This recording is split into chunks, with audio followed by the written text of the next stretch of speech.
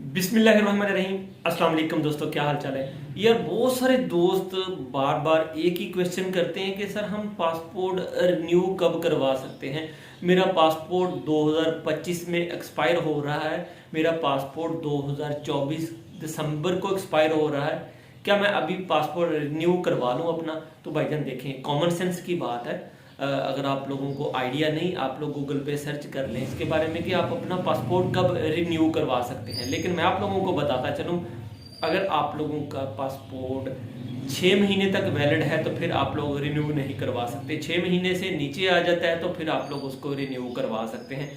मतलब कि अगर आप लोगों का पासपोर्ट 1 साल का रह गया है तब भी आप रिन्यू नहीं करवा सकते। आप लोगों का पासपोर्ट 2 साल के लिए वैलिड है तब भी आप लोग उसको रिन्यू नहीं करवा सकते। तो टेंशन लेने की ज़रूरत नहीं, जब एक्सपायर हो जाए, नियर अबाउट हो, तब आप लोग इसको रिन्यू करवा सकते हैं। थैंक यू, जज़ाकल्लाह।